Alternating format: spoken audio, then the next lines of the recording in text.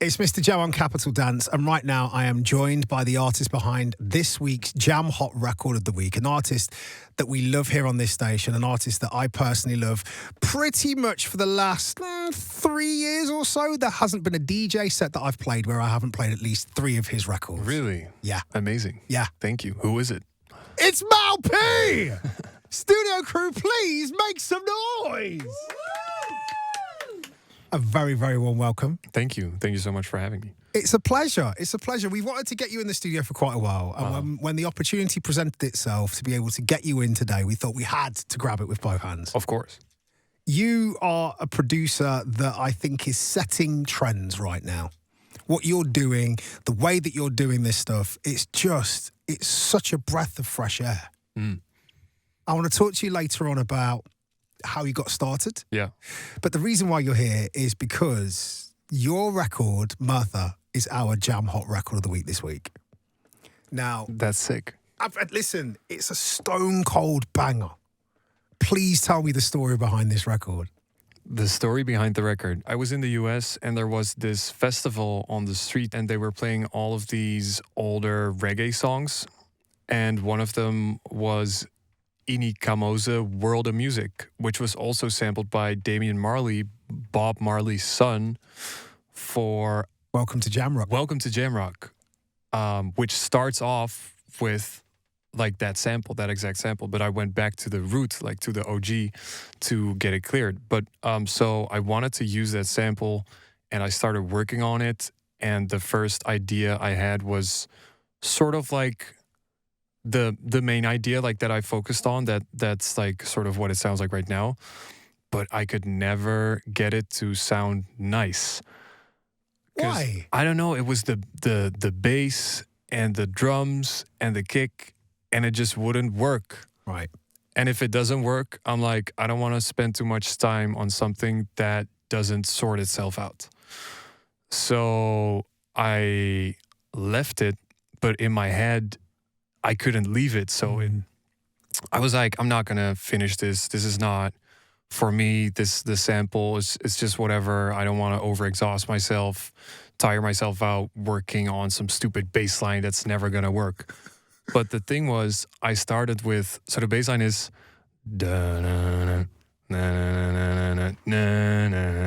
that's all it does. But it's so catchy somehow. But first, it would do, and that was just like so straight and not sexy and not swingy. So after a while I started messing around with breakbeats, which is like the, and that worked so well and it was so like fast and energetic that the bass line could carry the whole song just by being the notes, like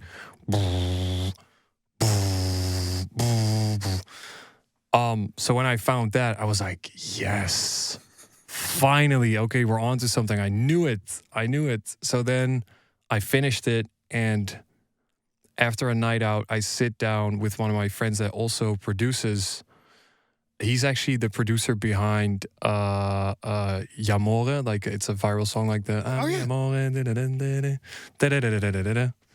Yeah, his name is Frank Fala. And he's from Amsterdam too, and we sit down and we show each other new music. Like he was the first one I showed Metro to, and he was like, "This is insane." And then I showed him this song, and he just didn't say a word after. He was like, he walked away. He was like, "That's not real." He's like, "This is the best song." When I finally got him to talk after like 10 minutes, he was like, "This is the best thing you've ever showed me." Wow. I was like, "Wow, okay, so." My gut feeling was right. Like I should have finished the song, and I did.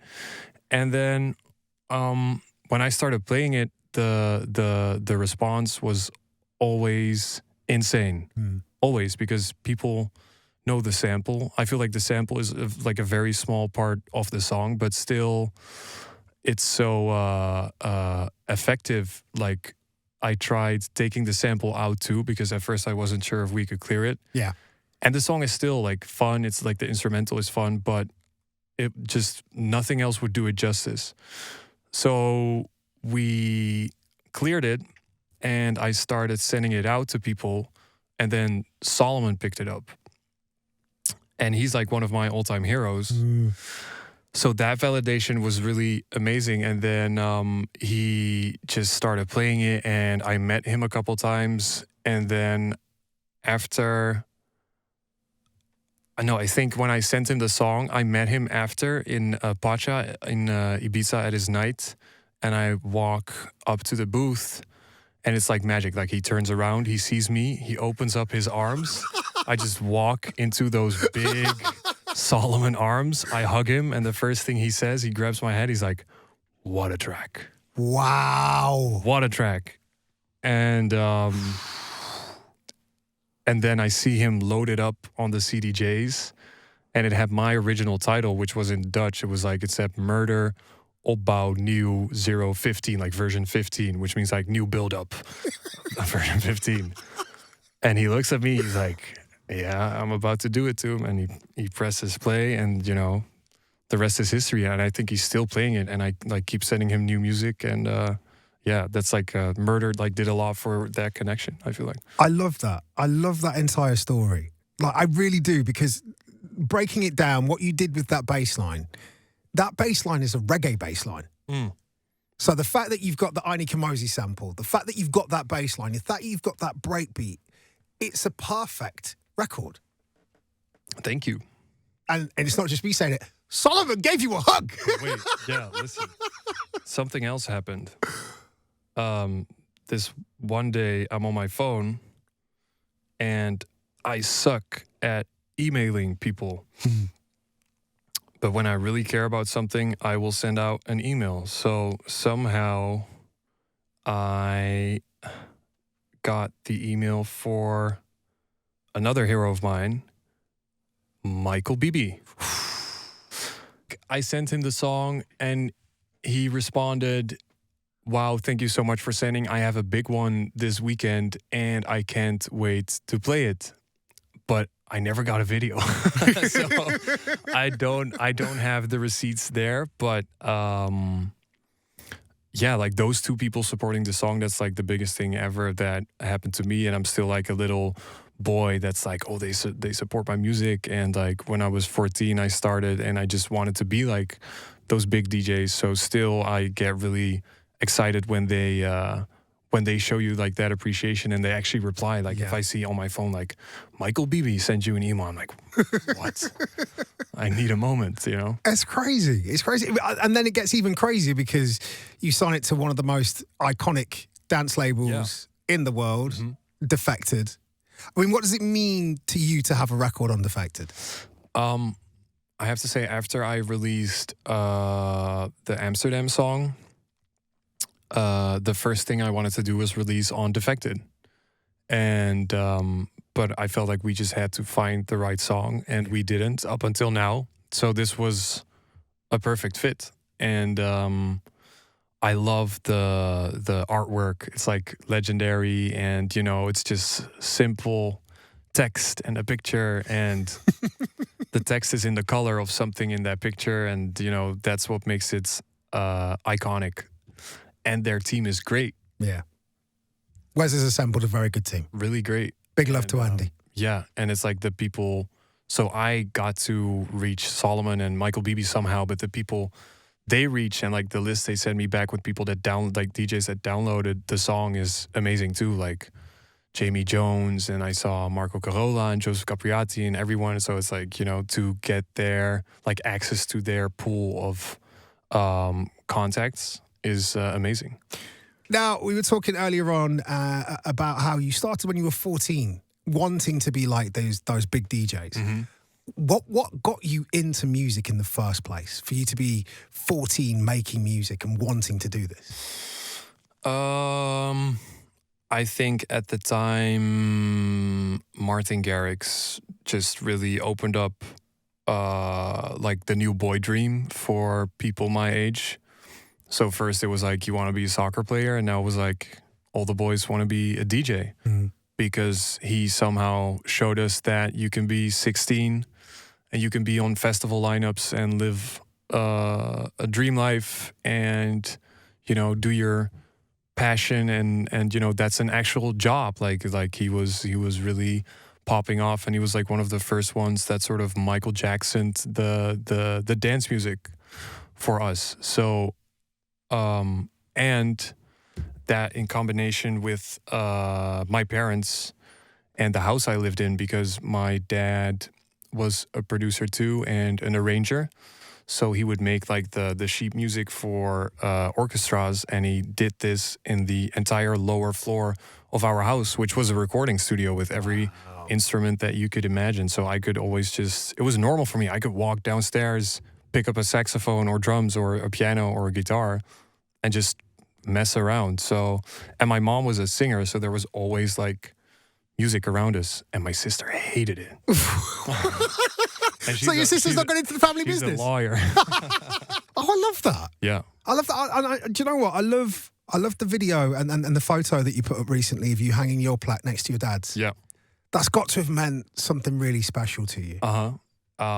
Yeah, for sure. He taught me a lot about music, and yeah, it's sad he passed away when I was 18, but he did get to see like me producing music, and he saw the first like couple DJs support my music, and he was like, he just wanted to know like that I was actually gonna do this. Yeah. So I'm happy you got to see that, and the rest. He's just with me, you know, and he's like it's like inside of me to like get his legacy to live on, sort of. And I'm still in that studio. Really? Yeah.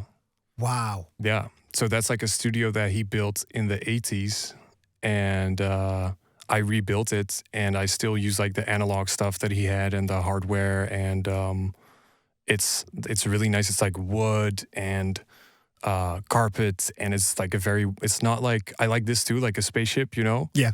That's how people will build a studio now, but it's really like a warm vibe, sort of. A proper, and it has a lot of history. As we would call a proper recording studio. Yeah, old school. I love that. I really love that. Do you think that adds something to your sound? The fact that you're in this space, you're creating this music in a home space. I hope so. I mean, I think it's also the musical upbringing and like playing instruments, but a lot of the stuff that I make will be inspired on the road, and like I just whip out the old laptop and start, you know, making a beat or like building a beat, and then I will always finish at home. I love that. I always bring it home, and I know exactly how stuff is supposed to sound in that room. Like the acoustics, and I know my speakers, and I know what a mix is supposed to sound like. And so I always mix in there. Like I always have to check a song in there before I give it to the rest of the world. It doesn't go anywhere until it's been in that room. And no. That's amazing. That's amazing. Even something that you might make on a plane, and like, I need to play this. No, it needs to go home first. Yeah. Wow. Even like when Calvin Harris asked me to do a remix, I had to do it on the road. Like 80% of it, and then at the end I was like, there was like deadlines because it's remixes, and like this was for the Ellie Goulding Miracle, and they did like Hardwell, me, like two others, so a big honor to do that remix, but you know, there is deadlines, big song. So I flew back to Amsterdam just to be able to like, you know, I was like, no way this song is going out to other people, and it's like only my laptop, and I was in Miami, like I had to, you know, bring it home. Wow. Yeah. Wow. Let's take it back to when you first started releasing music. Maurice West. Yeah. The original kind of the I DJ. almost forgot. But what made you flip from Maurice West to Mal P? What was the motivation behind the switch? COVID.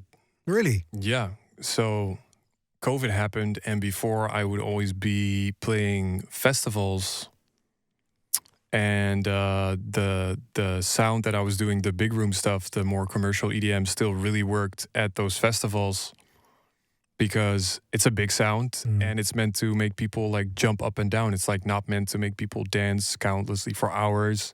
I think it's not like an after party sort of sound. It's very climatic, you know. There's like, if I played for 1 hour, I was super happy because I could mix fast and do all the bangers and whatever. But then when those festivals were gone because of COVID,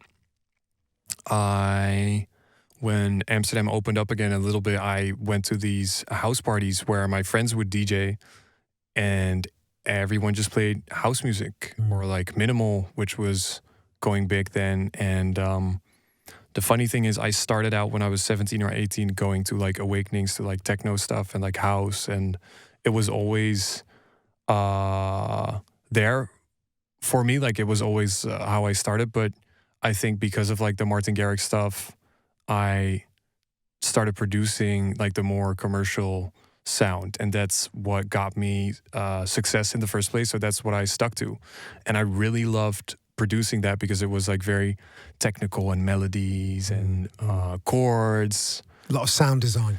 Yeah, but then I sort of rekindled that love for house music and techno when there was no more big room jumping up and down festivals going on. So then I started producing that too, and I just couldn't go back. I was like, this is what I want to do. And then my agents and management were like, okay, that's really cool. We love these songs, but we cannot book Maurice West next to Solomon, Joseph Capriati, Chris Lake, whoever. Like, if they go to your Spotify profile and they see Every Time We Touch remix with Hardwell and it's like Eurodance, they'll be like, what are we gonna have to expect for him to play at this festival? What's he gonna play? Yeah. And the funny thing was, I was still Maurice West and I was already playing house music. So promoters would get mad and send me off stage because they expected me to play big room. That actually happened. They were like, I was playing and I was supposed to play 90 minutes. And they were like, you have to play more hits, more hits, more hits, more hits. I'm like, what?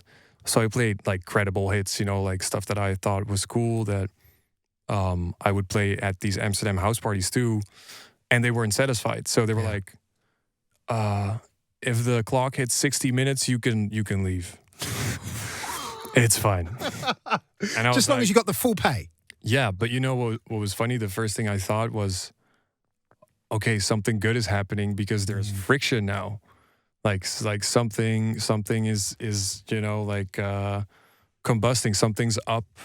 Something is happening. Something is moving. So I always say like there's no shine without friction. Yes. So I knew like something had to change, and then we changed the artist name, and some Amsterdam happened. So yeah, the rest is history. It all went really fast from there. I have to talk to you about from Amsterdam because I remember I just signed my record deal, and I was sat playing my A&R music. Mm-hmm. All he wanted to talk to me about was your records. What was it? Drugs from that record. Yeah. Completely came out of nowhere for so many people, and the hysteria that it caused. When you were making that song, did you know that that record had something so extremely special about it?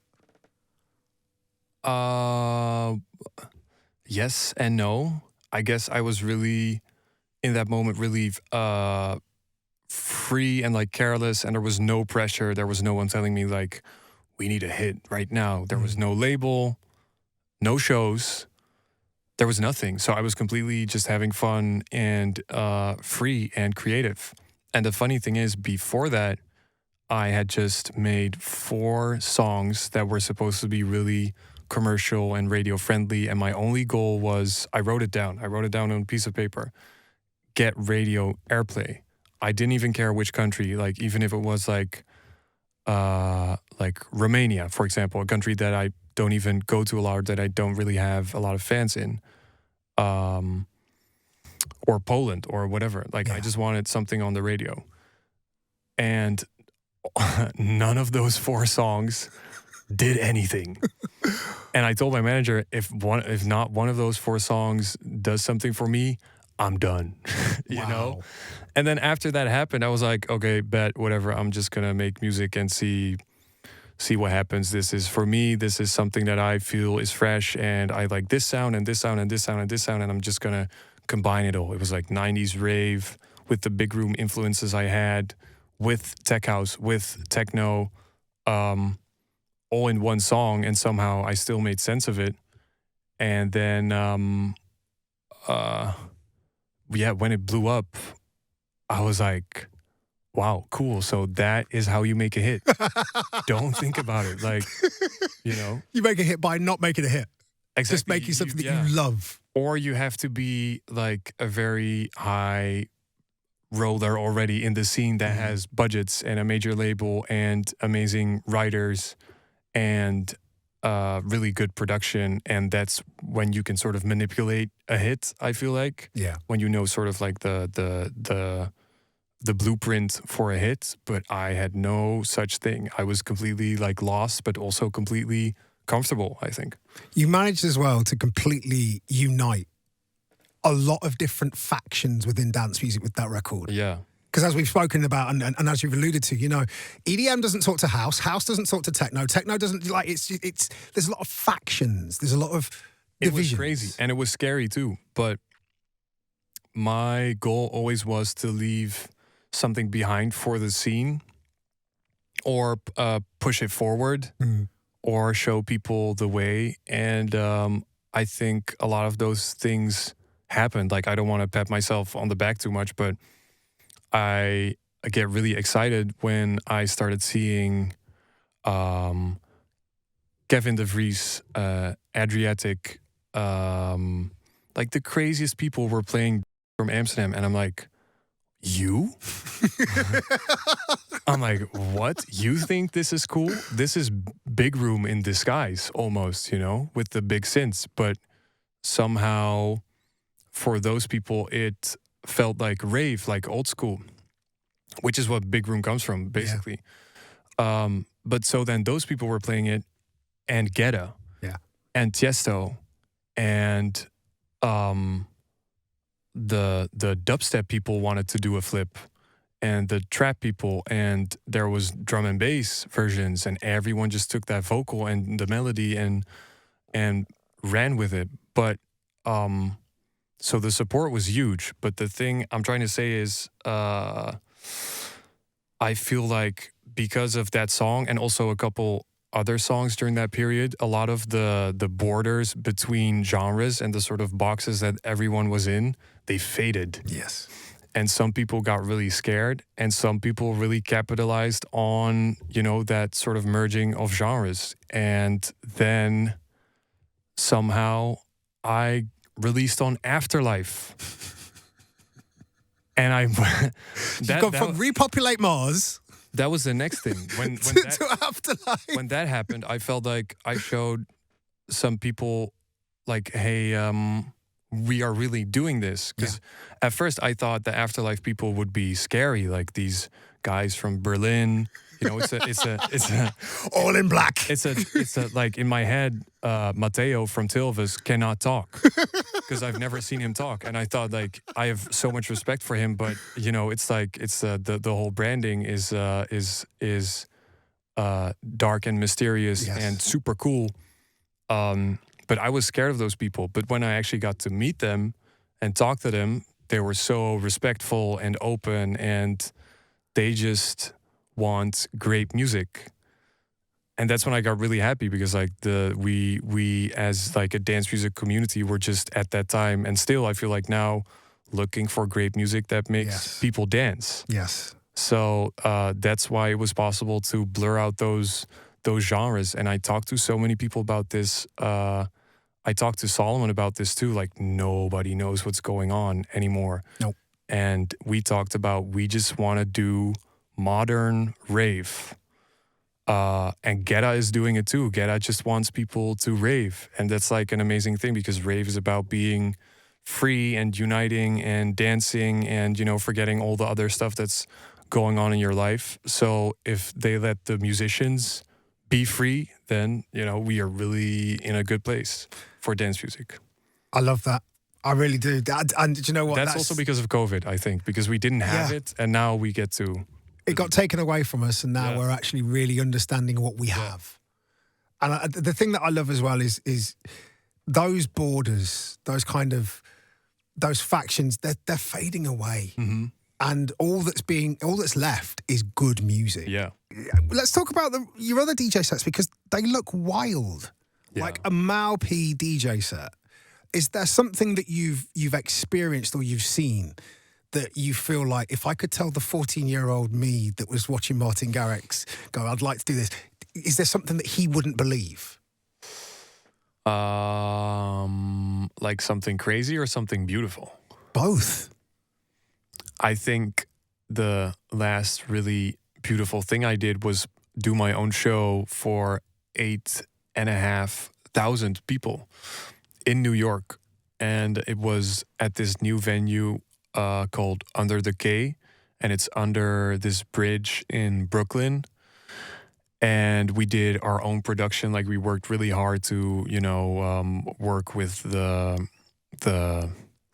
not government, but like the city, to see what we're allowed to do and what we're able to do, and build a really cool stage and have people on stage and make it like a proper rave and have really cool lights and lasers and use the bridge and the pillars and whatever. And we created something really beautiful. And I played from the start to the finish. So I started for no one, and this one kid shows up, and I don't know how he got in, but he was there on his own for the first 10 minutes. Wow. And it was just me and him, like, just vibing. He's like, yeah, dope song. I'm like, yeah, I know.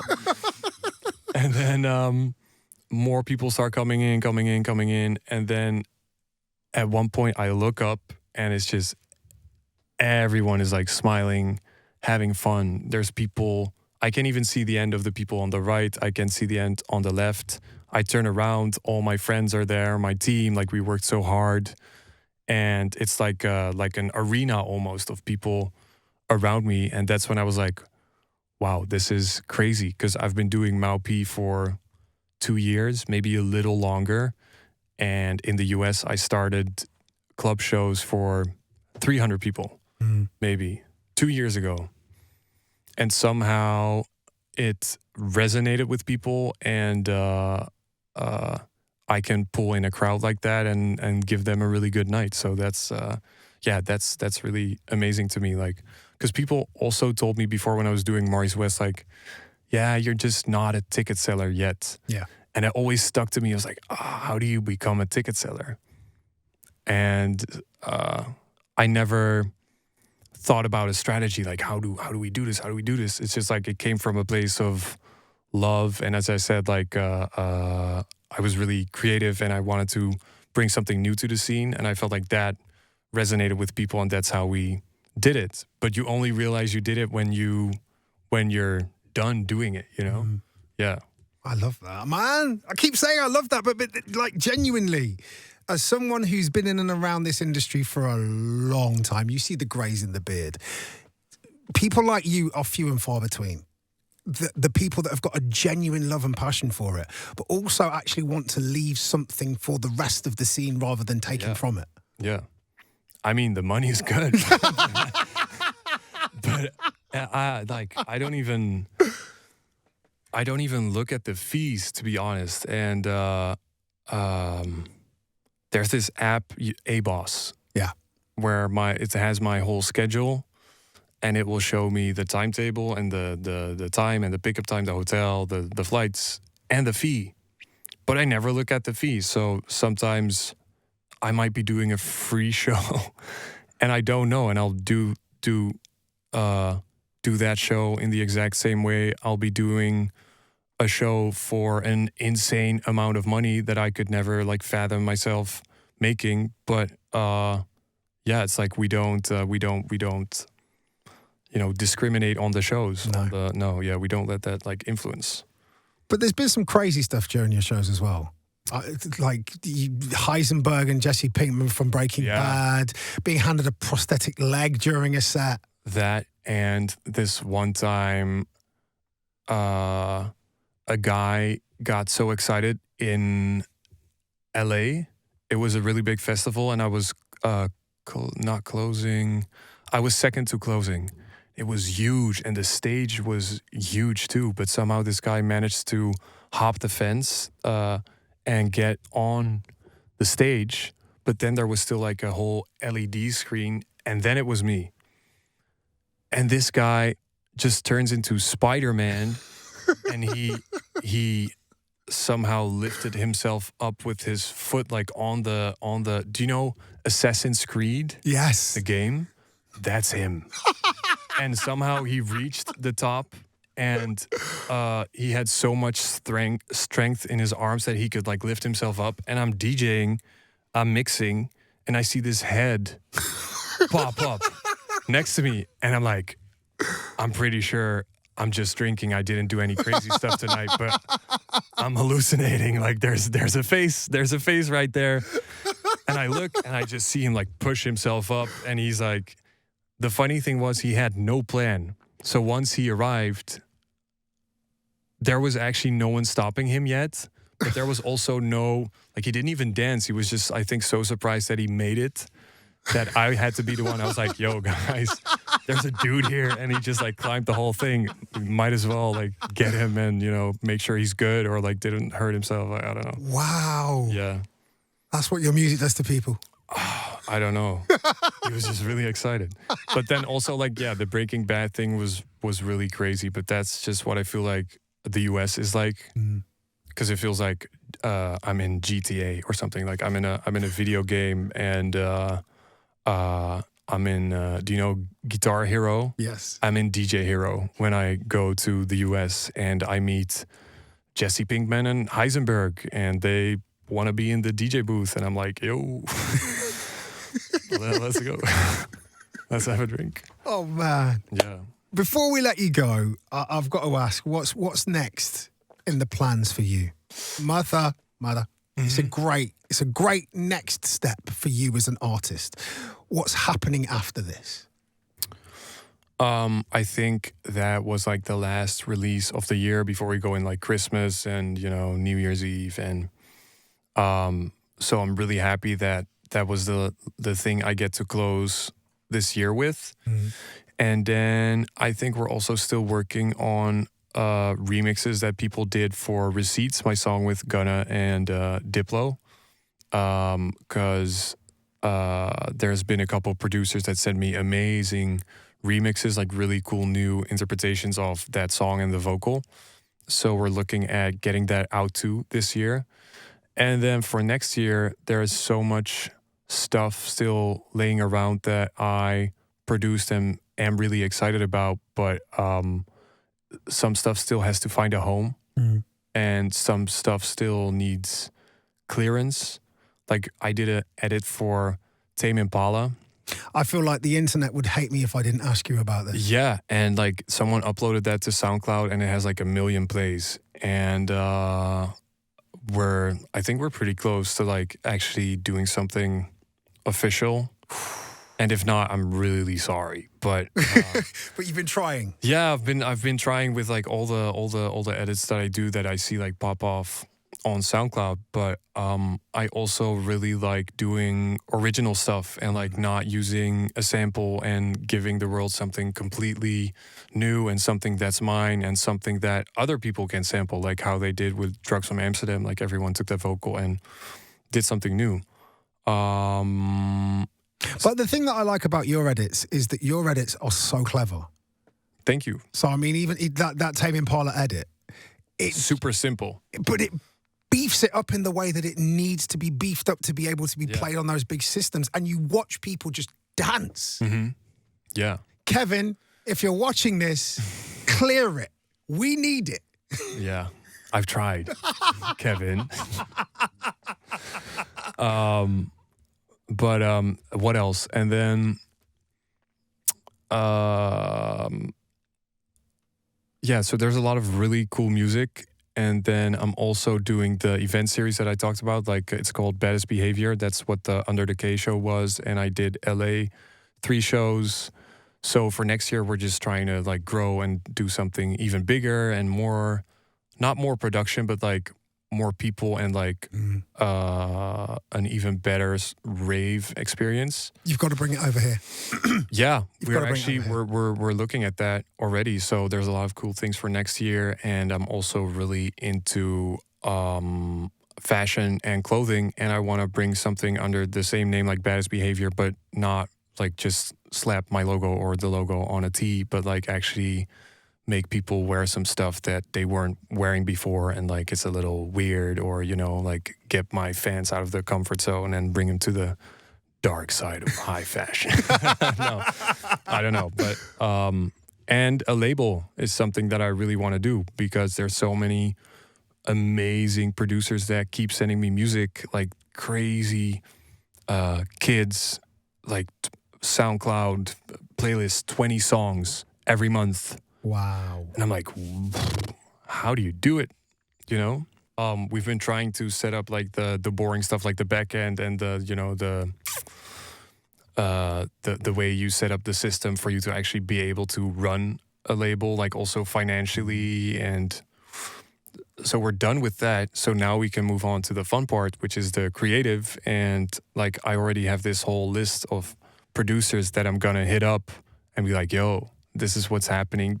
Do you have anything that you feel comfortable sharing with me and that you would try on a completely new label? So that's what I'm gonna try to do next year. So really exciting stuff. Well, it's been a pleasure having you in the studio. Yeah, likewise. It's been an honor having this conversation, man, and long may it continue. The unity that you are bringing to dance music through the music that you're making, everything that you're putting out there, it's good. It's really good. Thank you so much.